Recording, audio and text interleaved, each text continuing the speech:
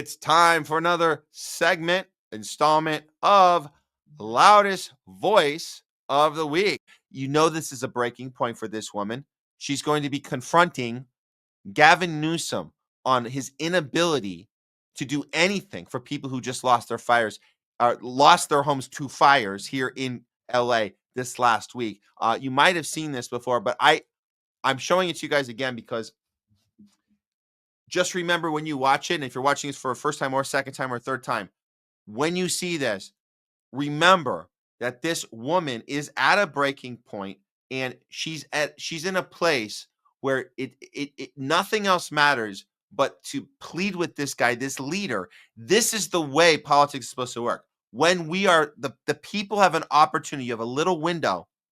Watch what she does with this window. We can argue all day. I've seen people argue about the way Gavin Newsom responded. That's also funny to talk about, the cell phone, all this stuff. Let's play this for you guys if you haven't seen it, and let's break it down. Again, while you watch it, remember, this is the way politics is supposed to work. The people challenging power. Watch what she does. Governor, Governor, I live here, Governor. That was my daughter's school, Governor. Please tell me what you're going to do. I'm not going to hurt him, I promise. I'm literally talking to the president right now to specifically answer the question of what we can do for you and your daughter. Can I hear it? Can I hear your call? Because I don't believe it. California Governor Gavin Newsom is being criticized by some for water mismanagement as hydrants ran dry while fires multiplied. So I have to get cell service. So let's get it. Let's get it. I want to be here when you call the president. I appreciate it. I'm doing that right now. And it's to immediately get reimbursements, individual assistance, and to help you. I'm devastated. I'm so sorry, especially for your daughter.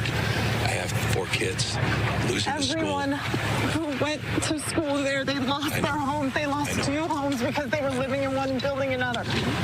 Governor, please tell me, what are you going to do with the president right now? We're getting the resources to help rebuild. Why was there no water in the hydrants, Governor? That's all literally. Is it going to be different next time? It has to be. To be. Of course. What are you going to do? I'm doing to fill the hydrants. I would fill them up personally. You know that. I literally have. I would fill up the hydrants myself. I understand. But would you do that?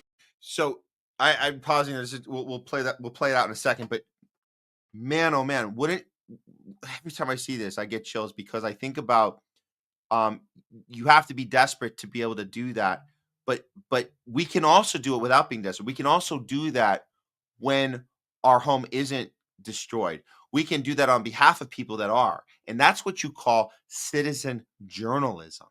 That's the way it's supposed to work. So when we see Anderson Cooper on the last week's show, you guys saw us making fun of Anderson Cooper for his stage theater with Newsom, where he's not doing any journalism. It's all pre-approved questions, pretending to be dramatic. This is what he needs to be asked, and he knows it, and that's why he thinks he can take this woman on. The reason why this is so good is that she doesn't stop. He thinks he's going to beat her with one last little, we got you, and she's going to be done. No, she says, what are you going to do? What are you going to do?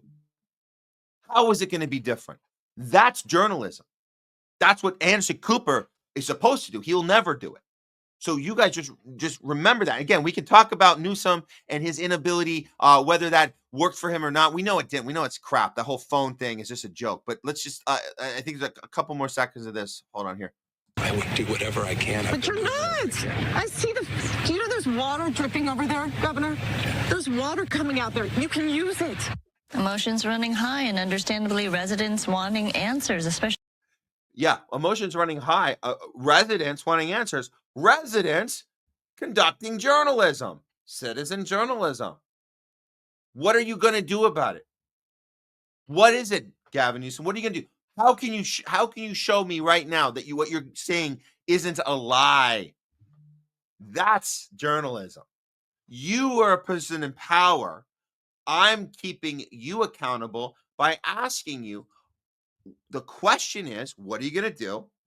And then when you answer it, you say, what are you going to do to prove to me that you're not lying to me to my face right now? Here's your track record. Here's where you haven't come through for us before. What are you going to do so I know you're not lying right now? That's how journalism is supposed to work. So bravo Bravo to the desperate woman. It's too bad you have to be desperate in order to be able to assert yourself like that and not let him go. He thought he could walk away. His handlers were like, is he really doing this? He thought it could be really quick. He screwed that one up. And that cell phone was a complete joke. We know he wasn't trying at that moment. He might have tried to whatever, and he thought he could go with that. If you notice, the first thing he said was that I'm on with him now, so he can't undo that he said that. He tried to spin it later. Whatever. That guy's a putz. He's a poser. Enough about Gavin Newsom, but a shout out to the loudest voice of the week again, to this woman, showing the rest of us how journalism, citizen journalism, is supposed to work. Bravo.